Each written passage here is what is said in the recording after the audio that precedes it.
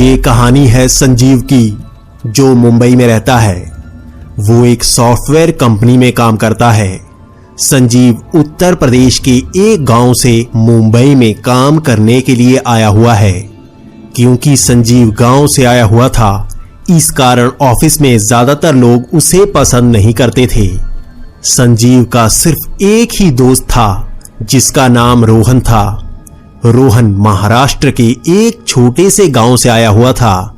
उसका यह गांव छत्तीसगढ़ के बिल्कुल पास में लगता था। इस कारण वहां पर ट्रांसपोर्ट की कमी रहती है। संजीव और रोहन की बहुत ही अच्छी दोस्ती हो गई, क्योंकि बाकी सारे ऑफिस वाले दोनों को देहाती कहकर चिढ़ाते थे। रोहन और संजीव अलग ही रहते थे। एक बार रोहन की ऑफिस में लड़ाई हो जाती है। बाकी सब तो पहले ही दोनों को पसंद नहीं करते थे, तो इस मौके का फायदा उठाकर वो रोहन को ऑफिस से निकलवा देते हैं। संजीव थोड़ा डर जाता है, क्योंकि उसे पैसों की जरूरत होती है। वो चुप रहता है। शाम को संजीव काम खत्म करके जब रोहन के फ्लैट में पहुंचता है, तब उसे पता चलता है रोहन सारा सामान लेकर अपने गांव निकल गया है। संजीव को बहुत बुरा लगता है। अगले दिन संजीव ऑफिस में सबसे लड़कर काम छोड़ आता है। वो सोचता है रोहन के साथ वो किसी और कंपनी में काम ढूंढ लेगा, लेकिन उसके लिए उसे रोहन से बात तो करनी होगी। रोहन का फोन भी एक दिन से स्विच ऑफ आ रहा था, तो संजीव ने सोचा कि उसे भी अब रोहन के गांव जाकर उससे बात करनी होगी। संजीव वहां से निकलता है। रोहन ने जो एड्रेस दिया था, वो उस एड्रेस को ढूंढते ढूंढते वहां पर पहुंचता है। तब उसे पता चलता है कि ये गांव कितना दूर था। यहां पहुंचने के लिए सिर्फ एक ही बस शाम को 6 बजे आती है। जब संजीव गांव पहुंचता है, तब उसे पता चलता है कि रोहन वहां पर नहीं है। गांव में पूछताछ करने के बाद उसे पता चलता है यहां से भी कई किलोमीटर आगे, जहां पर कोई ट्रांसपोर्ट नहीं है, वहां पर उजाड़ गांव है। वहां कई साल पहले आग लगने के कारण पूरा गांव जल गया था। इसी में रोहन के मां बाप की भी मौत हो गई थी। शायद रोहन वहां गया हो, लेकिन उसे भूतिया गांव कहा जाता है। संजीव सबको पूछता है, लेकिन कोई उसके साथ जाने को नहीं मानता।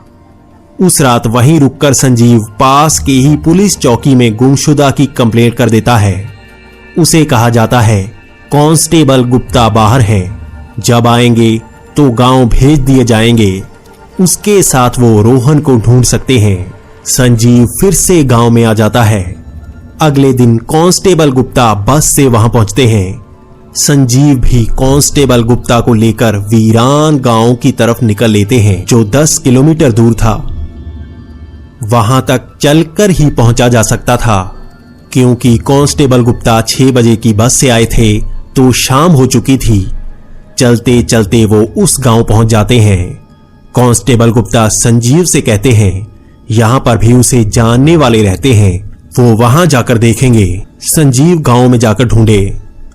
संजीव गांव को देखता है, क्योंकि अंधेरा हो चुका था। उसे एक बड़ा गांव नजर आता है, जो जला हुआ लगता है। इस वीरान गांव में भी कई घरों के आगे दिए रखे मिलते हैं। संजीव को भी लगता है शायद उसे कोई मिल जाए जो उसकी मदद कर दे, लेकिन उसे किसी घर में कोई नजर नहीं आता। तभी संजीव का फोन रिंग करता है। संजीव के लिए बड़ी हैरानी की बात थी। दूर दूर तक उसे सिग्नल मिल नहीं रहे थे, तो अचानक यहां पर फोन की रेंज कहां से आ गई। संजीव फोन उठाता है। ये फोन पुलिस स्टेशन से था। वहां से इंस्पेक्टर संजीव से पूछते हैं क्या कांस्टेबल गुप्ता ने उसकी मदद की, तो संजीव कहता है कि वो उसी के साथ है। लेकिन उसके बाद इंस्पेक्टर जो कहते हैं वो संजीव के होश उड़ा देता है। इंस्पेक्टर कहते हैं शाम वाली वो बस का एक्सीडेंट हो गया था, तो वो गांव नहीं आई थी। कांस्टेबल गुप्ता कार से 1 घंटे बाद गए थे।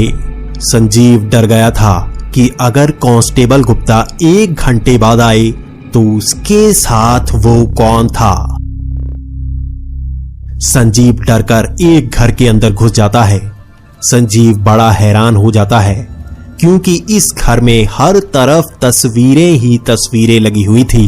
हर तस्वीर संजीव की तरफ घूरती हुई नजर आती है। इन तस्वीरों में एक तस्वीर उसके दोस्त रोहन जैसी लगती है। संजीव को अंधेरे में ज्यादा नजर नहीं आता तो संजीव दुबक कर एक कोने में बैठ जाता है। आधी रात को संजीव की आंख लग जाती है जो सूरज निकलने पर सुबह खुलती है, लेकिन ये रोशनी होने पर उसे वो घर के अंदर साफ साफ दिखाई देता है। लेकिन इस रोशनी में संजीव का डर बहुत ज्यादा बढ़ जाता है। वो चीख कर घर से बाहर भागता है क्योंकि इस घर में रात की बजाय उसे साफ दिखाई देता है। जो रात को उसे तस्वीरें लग रही थीं, असल में वो कांच की खिड़कियां थीं। संजीव उस गांव से भागकर निकलता है। उसे जल्द से जल्द लोगों तक पहुंचना होता है क्योंकि अब उसे किसी पर भरोसा नहीं रहता। संजीव भागता हांफता हुआ लोगों तक पहुंचता है। संजीव की सांस फूली होती है। वो गांव वाले भी संजीव को समझाते हैं। वो गांव ही जादूगरों का गांव था। तब रोहन छोटा था, तब वहां आग लगी थी। रोहन तो बच गया था, बाकी सब उस आग में ही मारे गए थे। संजीव जल्द से जल्द वहां से बाहर निकलना चाहता है। शाम की बस से वो मेन शहर पहुंचता है जहां पर पुलिस स्टेशन था। वहां उसे कांस्टेबल गुप्ता मिलते हैं जो कहते हैं कल वो संजीव को मिल ही नहीं पाए। संजीव उसे सारा किस्सा सुनाता है। तब संजीव वहां से भी निकलता है। बस स्टैंड पर संजीव को वही बस मिलती है। वो बस उस गांव से आती है और फिर मुंबई की तरफ जाती है। शाम हो चुकी थी। तब संजीव उसी बस में बैठ जाता है। संजीव बस में यही सोचता है कि रोहन का क्या हुआ होगा। उसे इस बात की खुशी होती है कि वो इस मुसीबत से दूर जा रहा होता है। तब बस में संजीव को फोन आता है। ये कांस्टेबल गुप्ता का होता है। वो संजीव को डरी हुई आवाज में बताते हैं ये गांव शापित गांव है जहां जाकर कोई नहीं बचता। पुलिस भी ये सब बताने से डरती है, इस कारण वो पुलिस स्टेशन में नहीं बता पाए।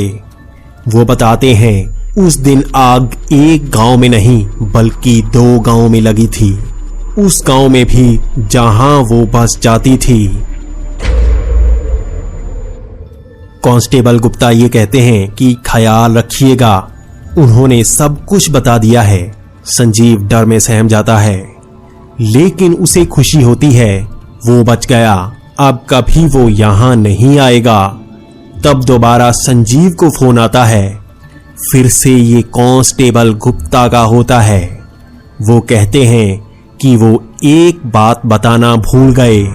उस आग में उन 2 गांव के अलावा वो बस भी जलकर खाक हो गई थी। उसके बाद वहां पर कोई बस नहीं जाती।